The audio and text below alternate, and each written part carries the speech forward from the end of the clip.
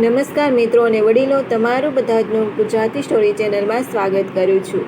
અતીતનો પડછાયો. જો આ સ્ટોરી તમને પસંદ પડે તો આ ચેનલને સબસ્ક્રાઇબ, લાઈક, શેર અને કમેન્ટમાં અભિપ્રાય જરૂર આપજો. બાજુમાં રહેલ બેલ આઇકનને જરૂર ઊંઘજો, જેથી તમને સૌથી પહેલાં અવનવી સ્ટોરી સાંભળવા મળે. 20 વર્ષની એક યુવતીને 40થી વધુ ઉંમરના પુરુષ સાથે પ્રેમ થઈ ગયો. પણ જ્યારે તે તેને પોતાની માતાને મળવા લઈ ગઈ તો માતા તેને ભેટીને રડવા લાગી, કારણ કે તે તેમના માટે કોઈ બહુ જ ખાસ વ્યક્તિ હતું. મારું નામ અનન્યા છે.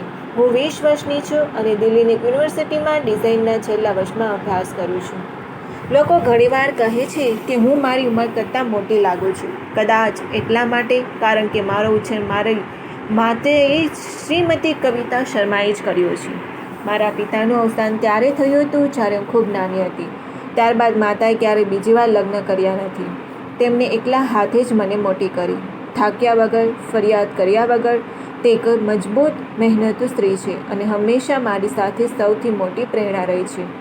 મારી જિંદગી એ દિવસે બદલાઈ ગઈ જ્યારે હું એક સ્વયંસેવી વોલેન્ટિયર પ્રોજેક્ટમાં જોડાઈ. ત્યાં જ મારી મુલાકાત રાહુલ વર્મા સાથે થઈ, જેઓ ટેકનિકલ ટીમના કોઓર્ડિનેટર હતા. તેમની ઉંમર 40થી થોડી વધુ હતી. તેઓ શાંત સ્વભાવના અને સભ્ય હતા અને તેમની વાત કરવાની રીતમાં એક હળવી ઉદાસી હતી, જેને મારા મનમાં જિજ્ઞાસા અને સહાનુભૂતિ જગાવી. શરૂઆતમાં હું માત્ર તેમનું સન્માન કરતી હતી, પણ ધીમે ધીમે મને અહેસાસ થવા લાગ્યો કે જ્યારે પણ તેઓ મારી આસપાસ હોય છે, મારા હૃદયના ધબકારા વધી જાય છે. રાહુલની નોકરી સારી હતી. તેઓ એકલા રહેતા હતા અને ઘણા વર્ષો પહેલાં તેમના છૂટાછેડા થઈ ગયા હતા. તેમને કોઈ સંતાન ન હતું. તેઓ પોતાના ભૂતકાળ વિશે વધુ વાત કરતા ન હતા. બસ એકવાર તેમણે કહ્યું હતું, હું મારી જિંદગીમાં કંઈક બહુ કિંમતી ગુમાવી ચૂક્યો છું. હવે બસ શાંતિથી જીવવા માગું છું. અમારી વચ્ચે બધું સ્વાભાવિક રીતે આગળ વધ્યું. કોઈ ઉતાવળ નહીં, કોઈ મોટા વચનો નહીં, બસ સન્માન અને સાચો લગાવ. લોકો વાતો કરતા હતા, આટલી નાની છે, તેને આ ઉંમરના માણસમાં શું દેખાય છે? પણ મને કોઈ ફરક પડતો ન હતો. તેમની સાથે મને શાંતિ મળતી હતી, એવી શાંતિ જે મેં પહેલાં ક્યારેય અનુભવી ન હતી. એક દિવસ રાહુલે મને કહ્યું, અનન્યા, હું તારી માતાને મળવા માગું છું. હવે હું આપણા સંબંધને છુપાવવા માંગતો નથી. હું ગભરાઈ ગઈ. મારી માતા હંમેશાથી સાવચેત અને મારું ખૂબ જ રક્ષણ કરનારી રહી છે. પણ જો અમારો સંબંધ સાચો હતો તો ડરવાનું કોઈ કારણ ન હતું. આવતા રવિવારે રાહુલ અમારા ઘરે આવ્યા. હાથમાં સેવંતીના ફૂલોનો ગુલદસ્તો હતો, જે મારી માતાના મનપસંદ ફૂલ હતા. મેં ક્યારેય અમસ્તો જ ઉલ્લેખ કર્યો હતો અને તેમને યાદ રહી ગયું. અમે હાથમાં હાથ પરોવીને ઘરમાં પ્રવેશ્યા. રાહુલ શાંત દેખાતા હતા, પણ જેવો ઘરનો દરવાજો ખુલ્યો, બધું જ બદલાઈ ગયું. માતા આંગણામાં છોડને પાણી પીડાવી રહી હતી. જેવી તેમને પાછળ ફરી એમને જોયા કે તેઓ એકદમ થંભી ગયા. તેમના હાથમાંથી પાણીનો જગ પડી ગયો.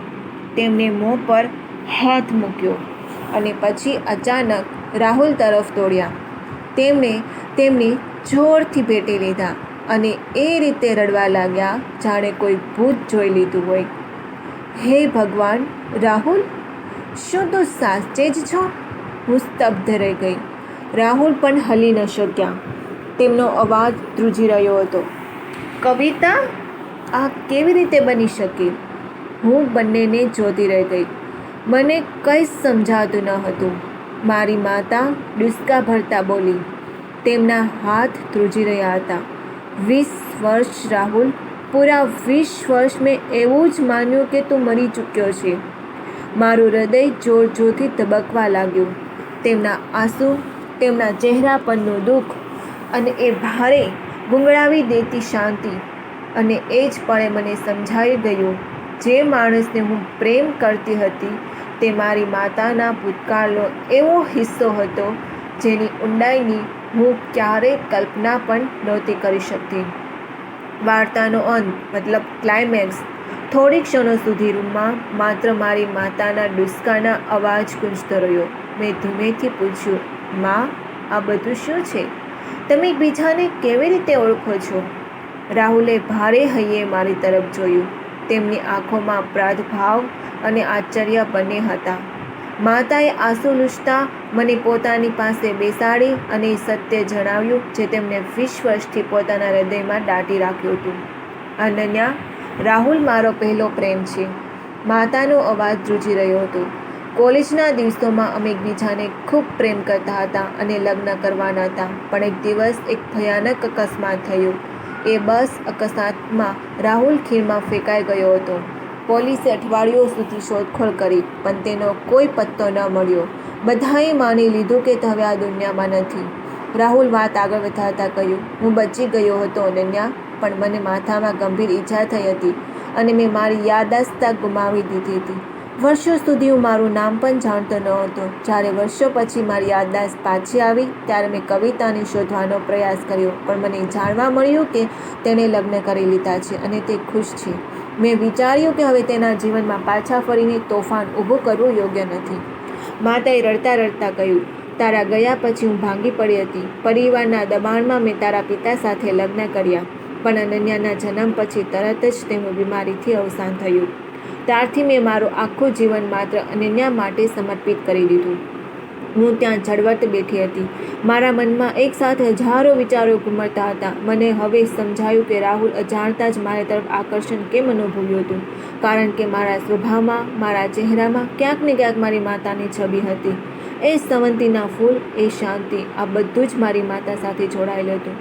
મને રાહુલમાં જે પ્રેમ દેખાતો હતો તે હકીકતમાં એક પિતા અને રક્ષક જેવી હૂંફ હતી જેની મને હંમેશા કમી રહી હતી.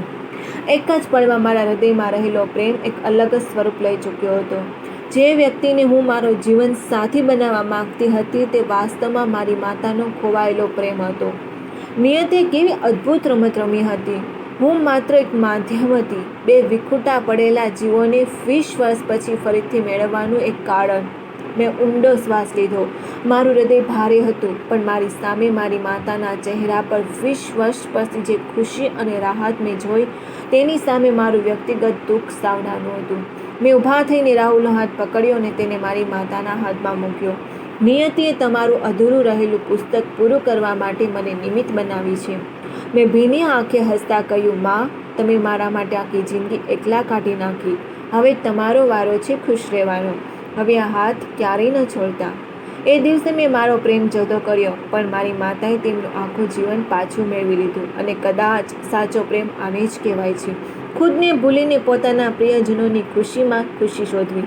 પ્રિય મિત્રો, મને આશા છે કે તમને આ વાર્તા ગમી હશે. જો ગમી હોય તો કૃપા કરીને લખો કે તમને કેવી લાગી. મિત્રોને શેર જરૂર કરજો. જય શ્રી કૃષ્ણ. સાંભળવા માટે તમારા બધાનો ખૂબ ખૂબ આભાર વ્યક્ત કરું છું.